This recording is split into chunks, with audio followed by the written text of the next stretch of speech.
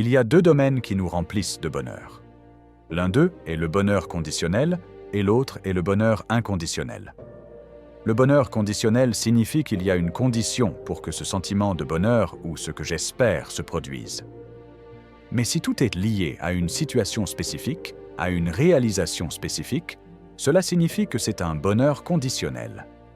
Ce qui est très utile tout au long de cette vie, c'est qu'il existe de belles philosophies et visions, par exemple du bouddhisme ou des enseignements anciens qui disent qu'il y a un état originel en chacun de nous. Une partie fondamentale de notre être qui, simplement par la façon dont elle existe, est déjà parfaite. Cet état n'a pas besoin d'être changé ou amélioré parce qu'il est complet et entier tel qu'il est, représentant une perfection naturelle qui est toujours présente en nous. Quelle est la nature de cela ? Avant que nous n'entrions dans ce monde ou avant que le monde ne nous fasse naître, cela signifie qu'il y a un certain état original. Comment en arrive-t-on à dire qu'il y a un état original ? Parce que dès le moment où nous entrons dans ce monde, il y a des choses que nous n'avons pas du tout à apprendre. Nous n'avons pas à apprendre ce que la colère ressent. Nous n'avons pas à apprendre ce que la jalousie ressent. Nous n'avons pas non plus à apprendre ce que la tristesse ressemble. Ce sont des choses avec lesquelles nous sommes déjà venus au monde, des choses que nous n'avons pas à apprendre. Il y a deux domaines qui nous remplissent de bonheur. L'un d'eux est le bonheur conditionnel et l'autre est le bonheur inconditionnel. Le bonheur conditionnel signifie qu'il y a une condition pour ce sentiment de bonheur ou pour que ce que j'espère se produise. Mais si tout est lié à une situation spécifique, à une réalisation spécifique, cela signifie que c'est du bonheur conditionnel. Et puis il y a un domaine où, basé sur l'étude, basé sur la réflexion, basé sur l'expérience, nous pouvons maintenant acquérir certaines choses que nous apprenons. Et cela inclut reconnaître et vraiment comprendre que ce bonheur basé sur des conditions est un état très fluctuant. J'ai traité cela très tôt. Quelle est l'alternative à vivre cette vie et à ne pas baser mon état de bonheur, si vous voulez l'appeler ainsi, sur des choses externes dont je sais déjà qu'elles ont un début, une fin, et qu'elles n'ont finalement aucune permanence? Il y a des philosophies et des visions magnifiques, par exemple du bouddhisme ou des enseignements anciens, qui disent qu'il y a un état originel en chacun de nous. Une partie fondamentale de notre être qui, simplement par la façon dont elle existe, est déjà parfaite. Cet état n'a pas besoin d'être changé ou amélioré parce qu'il est complet et entier tel qu'il est, représentant une perfection naturelle qui est toujours présente en nous. Quelle est la nature de cela ? Avant d'entrer dans ce monde ou avant que le monde ne nous fasse naître, cela signifie qu'il y a un certain état original. Comment en vient-on à dire qu'il y a un état original ? Parce que dès le moment où nous entrons dans ce monde, il y a des choses que nous n'avons pas du tout besoin d'apprendre. Nous n'avons pas à apprendre ce que la colère ressemble. Nous n'avons pas à apprendre ce que la jalousie ressent. Nous n'avons pas non plus à apprendre ce que la tristesse ressent. Ce sont des choses avec lesquelles nous sommes déjà venus au monde. Des choses que nous n'avons pas à apprendre. Le bonheur conditionnel fluctue toujours. Et puis il y a un domaine où, basé sur l'étude, la réflexion, l'expérience, nous pouvons maintenant acquérir certaines choses que nous apprenons. Et cela inclut de reconnaître et de vraiment comprendre que nous pouvons apprendre que ce bonheur basé sur des conditions est un état très fluctuant. J'ai traité cela très tôt.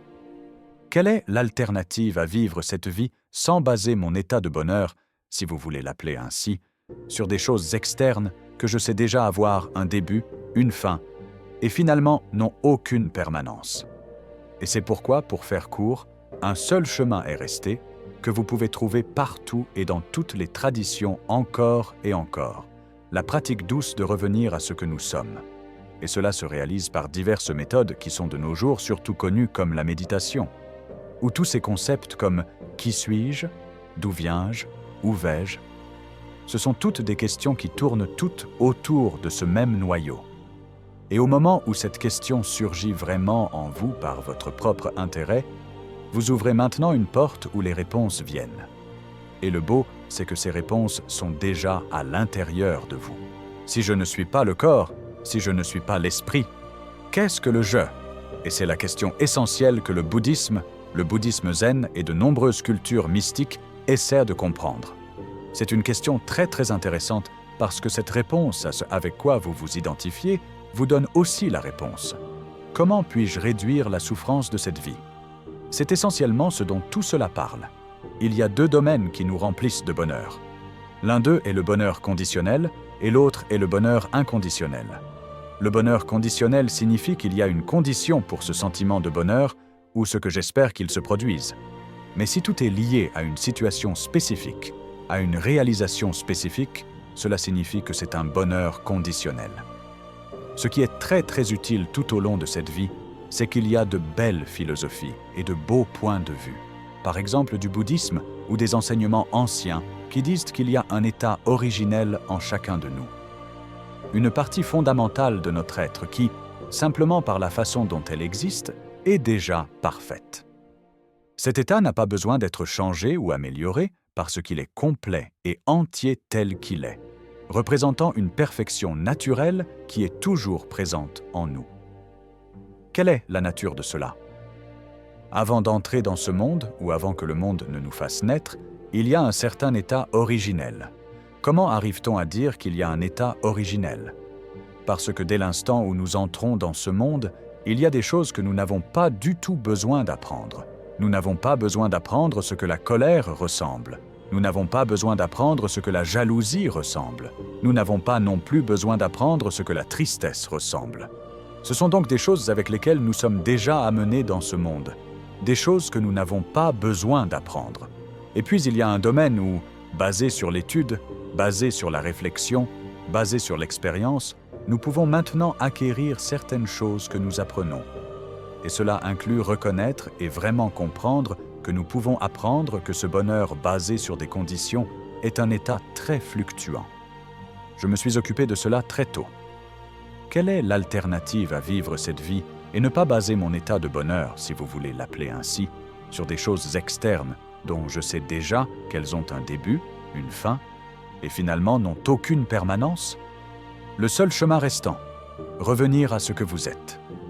Et c'est pourquoi, pour faire court, un seul chemin est resté, que vous pouvez trouver partout et dans toutes les traditions encore et encore. La pratique douce de revenir à ce que nous sommes.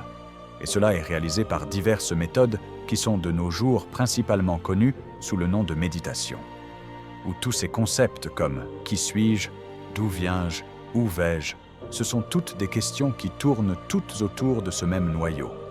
Et au moment où cette question surgit vraiment en vous de votre propre intérêt, vous ouvrez maintenant une porte où les réponses viennent. Et la belle chose est que ces réponses sont déjà en vous. C'est alors le « je ». Si je ne suis pas le corps, si je ne suis pas l'esprit, qu'est-ce que le « je » ? Et c'est la question essentielle que le bouddhisme zen et de nombreuses cultures mystiques essaient de comprendre. L'identité détermine votre souffrance. C'est une question très intéressante parce que cette réponse de ce à quoi vous vous identifiez vous donne aussi la réponse. Comment puis-je réduire la souffrance de cette vie? C'est essentiellement de quoi tout cela parle. Comment ça? Si je pouvais vivre une vie pleine de plaisir, pleine de moments agréables, sans douleur, sans souffrance, je souhaiterais certainement la vie éternelle parce que c'est la plus grande chose qui peut vous arriver. Vous passez cette vie sur Terre et la seule chose que vous avez est une vie agréable. Que voulez-vous de plus? Mais la réalité n'est pas comme ça.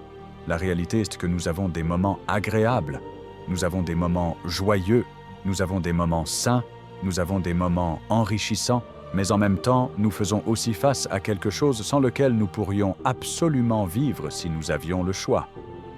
Tout le monde, pas seulement moi, est un tas de potentiel.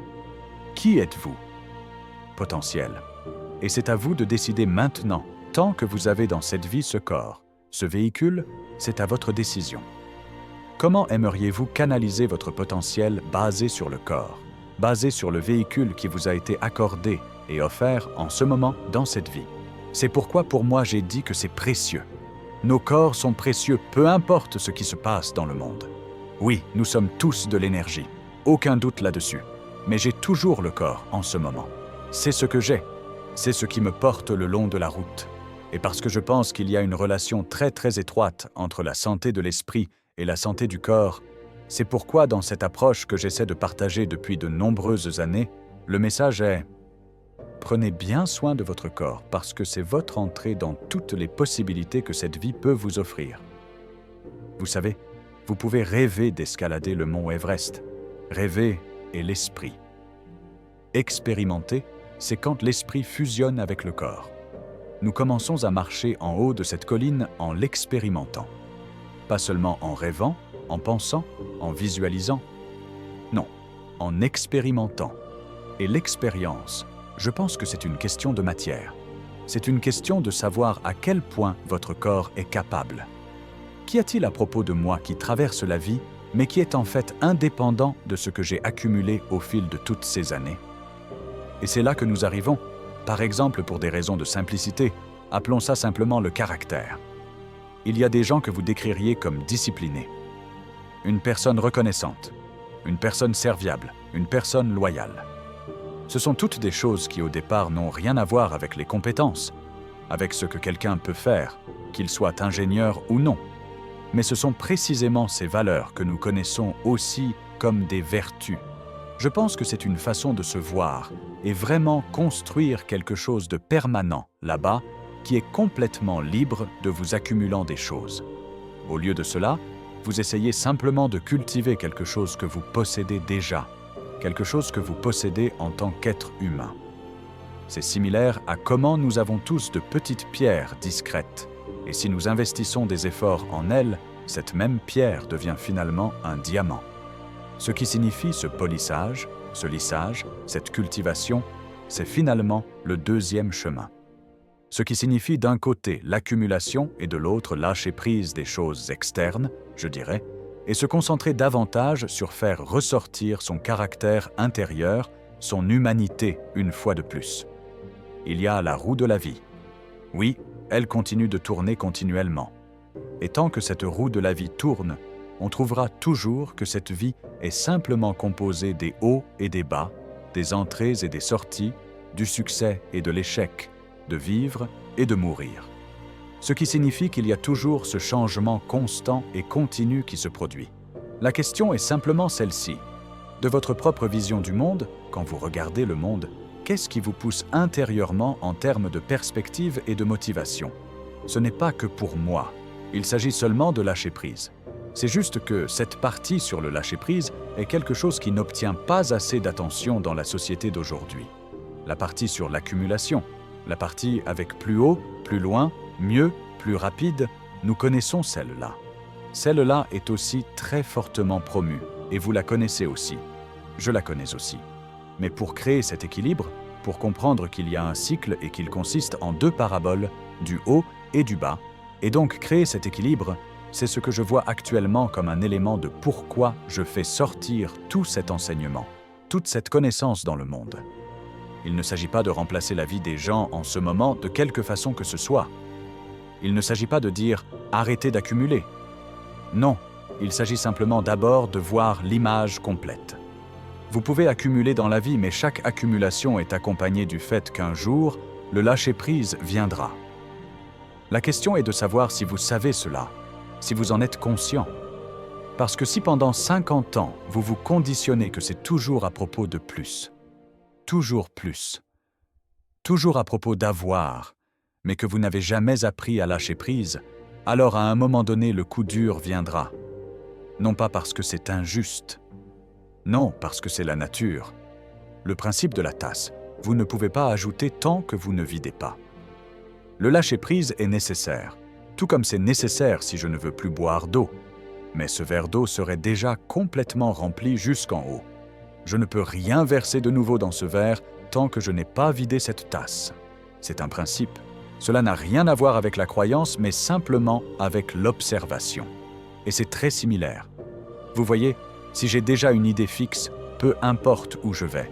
Si je tiens déjà quelque chose dans mon esprit comme des idées, comme des concepts, comme des hypothèses, comme des attentes, alors il est très difficile pour de nouvelles choses d'entrer dans votre vie. Le fait de perdre des gens, le fait d'être trahi, d'être jugé, d'être insulté, d'être discriminé, d'être blessé de nombreuses façons qui ne semblent pas agréables. Et il y a la question, n'y a-t-il pas un moyen de trouver une perspective appropriée sur la vie pour comprendre dans quoi je suis intégré afin de toujours essayer de mon mieux et de réduire la quantité de désagréments ou de souffrances. C'est toute l'idée à ce sujet aussi. Ce qui signifie que si quelqu'un regarde cet épisode et qu'il est juste heureux, il a une vie parfaite. Il est heureux. Il n'y a rien qu'il demande. Il est simplement épanoui. Il n'y a vraiment aucune raison de continuer à écouter cette conversation. Mais la réalité en même temps est aussi que de toutes les personnes vivant de nos jours dans ce monde, la majorité d'entre nous ne pourra jamais même passer du temps dans de tels endroits isolés. Leur réalité se déroule dans les villes, se déroule au travail, se déroule partiellement dans le monde moderne qui est très rapide et bondé, disons. Mais c'est exactement dans ces endroits où cette paix et ce calme seraient les plus bénéfiques. Parce que si de toute façon dans la forêt rien ne se passe, vous n'avez pas nécessairement besoin de pratiquer trop pour être paisible et calme. C'est au moment où vous avez tellement de stimuli externes qui vous déclenchent.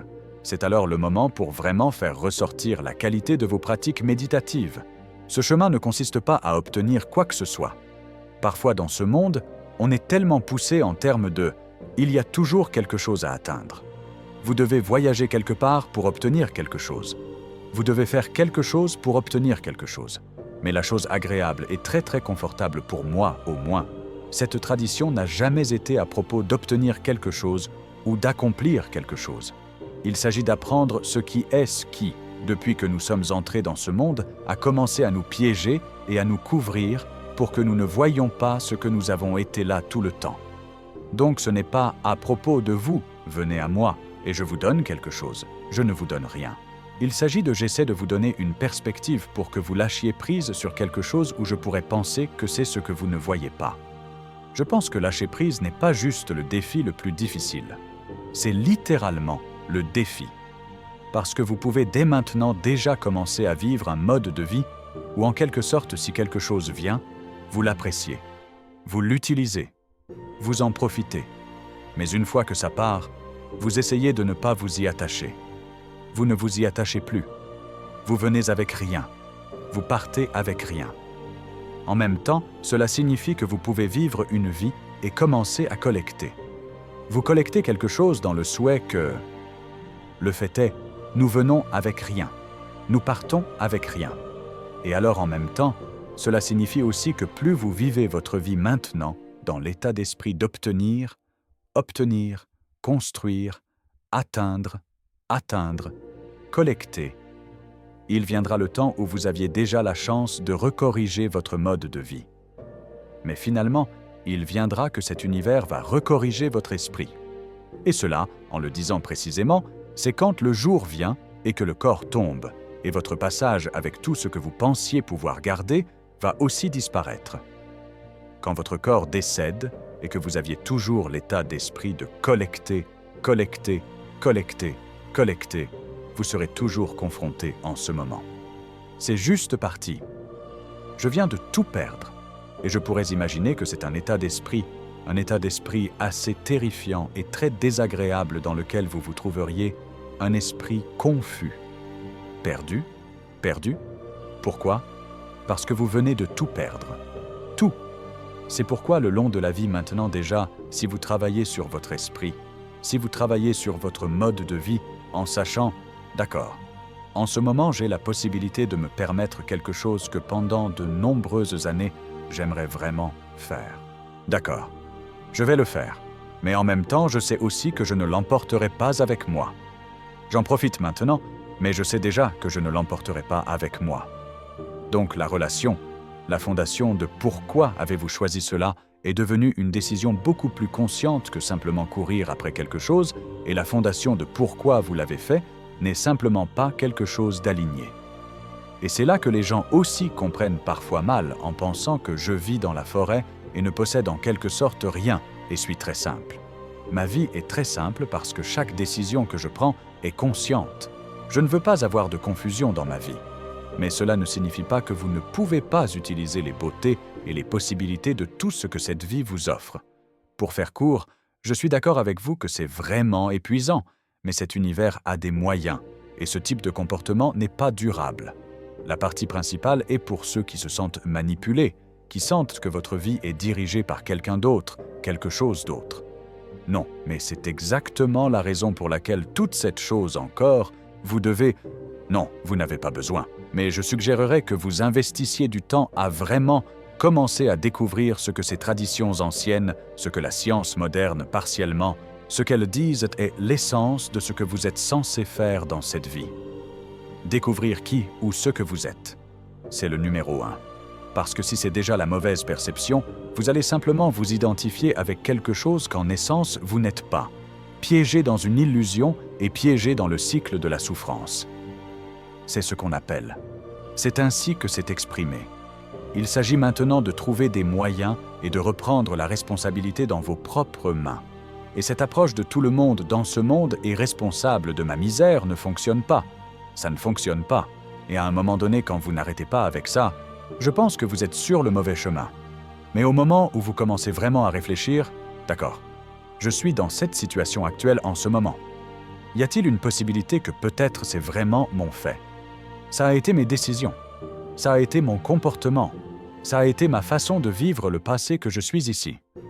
Le point est, la maîtrise de soi signifie, nous sommes tous des étudiants, mais il y a l'espoir, il y a la foi, il y a la possibilité qu'il y ait quelque chose qui réside à l'intérieur de vous que vous pouvez faire ressortir, se mettre. Et oui, c'est ce que j'aimerais encourager de plus en plus de gens à comprendre, que vous n'avez pas besoin de voyager dans le monde et de chercher quelqu'un là-haut et de les adorer. Vous devriez en quelque sorte faire ressortir votre propre meilleure version ou le maître.